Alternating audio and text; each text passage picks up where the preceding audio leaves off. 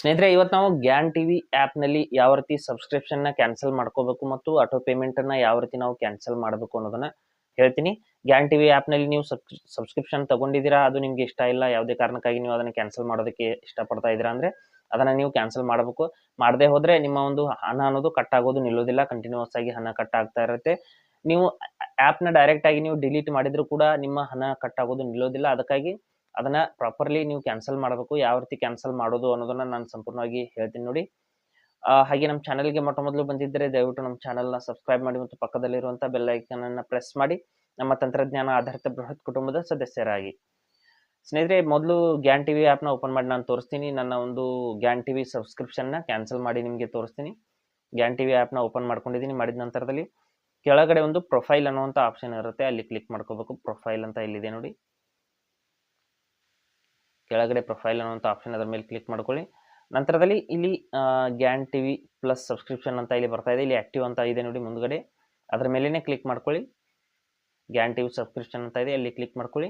ನಂತರದಲ್ಲಿ ಇಲ್ಲಿ ಕೆಳಗಡೆ ಎಡಿಟ್ ಸಬ್ಸ್ಕ್ರಿಪ್ಷನ್ ಅಂತ ಇಲ್ಲಿ ಒಂದು ಆಪ್ಷನ್ ಇದೆ, ಎಡಿಟ್ ಸಬ್ಸ್ಕ್ರಿಪ್ಷನ್ ಅಂತ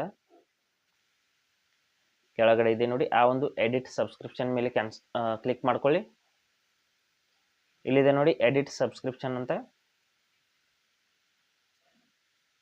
ಈ ಆಪ್ಷನ್ ಮೇಲೆ ಈ ರೀತಿ ಕ್ಲಿಕ್ ಮಾಡ್ಕೊಳ್ಳಿ. ನಂತರದಲ್ಲಿ ಇಲ್ಲಿ ಕ್ಯಾನ್ಸಲ್ ಸಬ್ಸ್ಕ್ರಿಪ್ಷನ್ ಅನ್ನುವಂಥ ಒಂದು ಆಪ್ಷನ್ ಬರುತ್ತೆ, ಅಲ್ಲಿ ಕ್ಲಿಕ್ ಮಾಡ್ಕೊಳ್ಳಿ.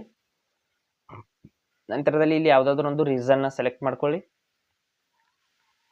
ನೀವು ಯಾವ ಕಾರಣಕ್ಕೆ ಕ್ಯಾನ್ಸಲ್ ಮಾಡ್ತಾ ಇದ್ದೀರಾ ಅಂತ ಈ ರೀತಿ ಏನಾದರೂ ಒಂದು ಸೆಲೆಕ್ಟ್ ಮಾಡ್ಕೊಳ್ಳಿ.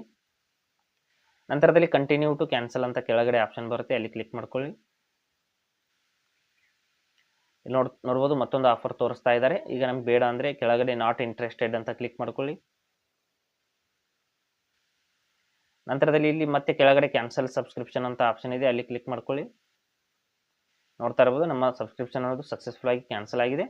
ಇನ್ನೊಂದು ವಿಷಯ ಸ್ನೇಹಿತರೆ, ಇಲ್ಲಿಂದಾನೇ ಕ್ಯಾನ್ಸಲ್ ಮಾಡಿದರೆ ಇನ್ನೂ ಮುಗಿದಿಲ್ಲ. ಇನ್ನು ಫೋನ್ಪೇ ಅಥವಾ ನೀವು ಗೂಗಲ್ ಪೇ ಮೂಲಕ ನೀವು ಏನಾದರೂ ಆಟೋ ಪೇಮೆಂಟ್ನ ಕೊಟ್ಟಿದ್ರೆ ಆ ಆ್ಯಪ್ನು ಕೂಡ ಓಪನ್ ಮಾಡ್ಕೊಳ್ಳಿ.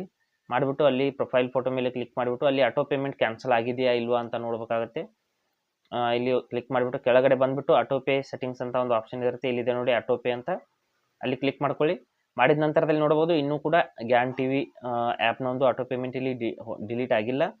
ಅದರ ಮೇಲೆ ಕ್ಲಿಕ್ ಮಾಡಿಬಿಟ್ಟು ಅದನ್ನು ಡಿಲೀಟ್ ಮಾಡಬೇಕು, ಇಲ್ಲಾಂದರೆ ಇನ್ನೂ ಹಣ ಕಟ್ ಆಗುವಂಥ ಸಾಧ್ಯತೆ ಇರುತ್ತೆ.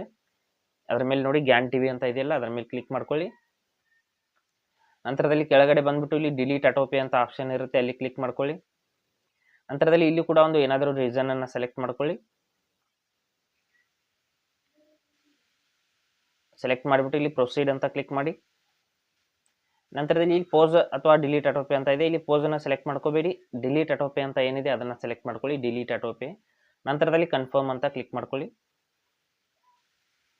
ಇಲ್ಲಿ ಯು ಪಿ ಐ ಪಿನನ್ನು ಹಾಕಬೇಕಾಗುತ್ತೆ, ಡಿಲೀಟ್ ಮಾಡೋದಕ್ಕೂ ಕೂಡ ಕಂಪಲ್ಸರಿ ಯು ಪಿ ಐ ಪಿನನ್ನು ಹಾಕಲೇಬೇಕು. ಹಾಕ್ಬಿಟ್ಟು ಇಲ್ಲಿ ಡನ್ ಅಂತ ಕ್ಲಿಕ್ ಮಾಡಿದ ತಕ್ಷಣದಲ್ಲಿ ನಿಮ್ಮ ಆಟೋ ಪೇ ಅನ್ನೋದು ಡಿಲೀಟೆಡ್ ಸಕ್ಸಸ್ಫುಲಿ ಅಂತ ಬರುತ್ತೆ. ನೋಡ್ತಾ ಇರ್ಬೋದು auto pay has been deleted ಅಂತ ಬಂದರೆ ಇನ್ಮೇಲೆ ನಿಮ್ಮ ದುಡ್ಡು ಅನ್ನೋದು ಕಟ್ ಆಗೋದಿಲ್ಲ ಅಂತ ಅರ್ಥ. ಈ ರೀತಿ ನೀವು ಗ್ಯಾನ್ ಟಿವಿ ಆ್ಯಪ್ನಲ್ಲಿ ಸಬ್ಸ್ಕ್ರಿಪ್ಷನ್ನ ಕ್ಯಾನ್ಸಲ್ ಮಾಡಿಬಿಟ್ಟು ಆಟೋ ಪೇಮೆಂಟನ್ನು ಕ್ಯಾನ್ಸಲ್ ಮಾಡ್ಕೋಬಹುದು. ಹಾಗೆ ಸ್ನೇಹಿತರೆ, ಕೊಟ್ಟಿರೋ ಮಾಹಿತಿ ಸಂಪೂರ್ಣ ಮತ್ತು ನಿರೂಪಣೆ ಮಾಡಿದ ಶೈಲಿ ಉತ್ತಮ ಅಂತ ಅನಿಸಿದರೆ ವಿಡಿಯೋನ ಲೈಕ್ ಮಾಡಿ ಮತ್ತು ನಿಮ್ಮ ಸ್ನೇಹಿತರಿಗೂ ಕೂಡ ಶೇರ್ ಮಾಡಿ. ಹಾಗೆ ಅದರ ಬಗ್ಗೆ ಸಮಸ್ಯೆಗಳು ಡೌಟ್ಗಳಿದ್ದರೆ ಕಮೆಂಟಲ್ಲಿ ಅವಶ್ಯವಾಗಿ ತಿಳಿಸಿ. ಮುಂದಿನ ವಿಡಿಯೋದಲ್ಲಿ ಮತ್ತೊಂದು ಹೊಸ ವಿಷಯದೊಂದಿಗೆ ಇರ್ತೀನಿ, ಮುಂದೆ ಬರ್ತೀವಿ. ಅಲ್ಲಿವರೆಗೂ ಟೇಕ್ ಕೇರ್.